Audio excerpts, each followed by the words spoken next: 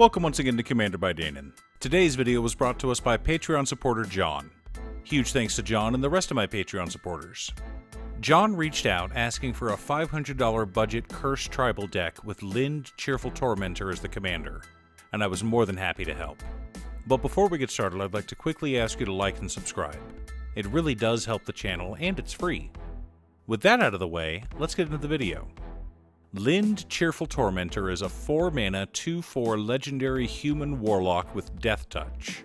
Whenever a curse is put into our graveyard from the battlefield, we may return it to the battlefield, attached to ourselves at the beginning of the next end step. At the beginning of our upkeep, we may attach a curse attached to us to one of our opponents. If we do, we draw 2 cards. So Lynde is both mana ramp and card advantage in the command zone, assuming we can consistently put curses in the graveyard from the battlefield. And we can't just discard them through looting effects or entomb, so we'll need ways to sacrifice our own curses. On top of that, we should try to stick to our checklist. 50 mana sources, usually split between 37 lands and 13 pieces of ramp, 10 pieces of card advantage, 8 to 10 pieces of spot removal, 2 to 3 board wipes, 2 pieces of graveyard hate, and 1 sudden I win card.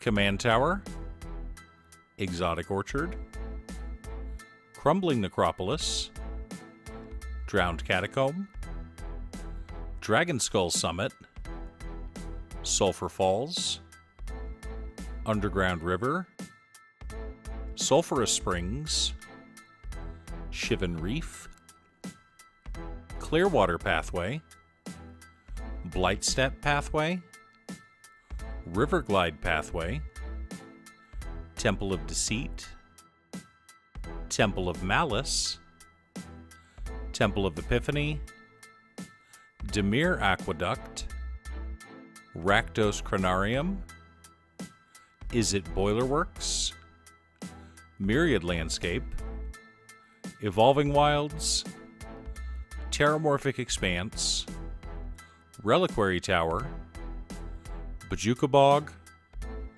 5 islands, 4 swamps, and 4 mountains make up our land base.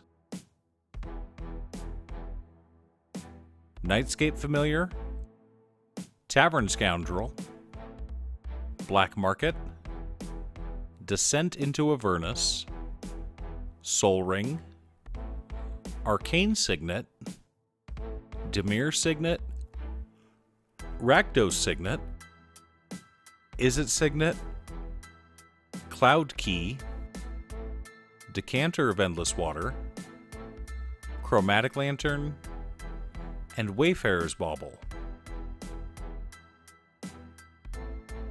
Bitterheart Witch, Read the Bones, Vampiric Tutor, Demonic Tutor, Curse of Surveillance, Curse of Verbosity, Crystal Chimes, Black Market Connections, Underworld Breach, Rhystic Study, and Sensei's Divining Top serve to help us dig through our deck and find our win conditions. Braid's Arisen Nightmare, Counterbalance, Arcane Denial, Chaos Warp, Negate, Rakdos Charm, Imprisoned in the Moon, Feed the Swarm, and Ashiok Dream Render help us to control the board. Additionally, we've got Propaganda to help us protect ourselves, as well as Lightning Greaves to help keep our commander alive. Doomwake Giant, Blasphemous Act, and Toxrill the Corrosive help to keep the board in check. Cruel Reality, Curse of Bloodletting, Curse of Disturbance, Curse of Fool's Wisdom, Curse of Misfortunes, Curse of Shaken Faith, Curse of Thirst, Curse of Unbinding, Trespasser's Curse, Maddening Hex, Torment of Scarabs, and though not technically a curse, Mana Barbs, as well as Grim Guardian fit too well in this deck to be left out. Clever Impersonator, Mirror Maid, Extravagant Replication, and Estrid's Invocation help us to make copies of our curses or other enchantments as needed. Solophim Mayhem Dominus, Dictate of the Twin Gods, and City on Fire help us close out games faster. Claws of Gix gives us another sacrifice outlet to put our curses into the graveyard. Finally, Sphinx of the Second Sun and Paradox Haze allow us an additional upkeep trigger on each turn, making our curses that much more effective. Now that we have our deck list, let's compare it to our checklist. 50 mana sources split between 37 lands and 13 pieces of ramp, right on target. 12 pieces of card advantage, counting our commander. 9 pieces of interaction, not counting our curses. 3 board wipes. 2 pieces of graveyard hate in Bojuka Bog and Rakdos Charm. 1 sudden I win card in Curse of Misfortunes.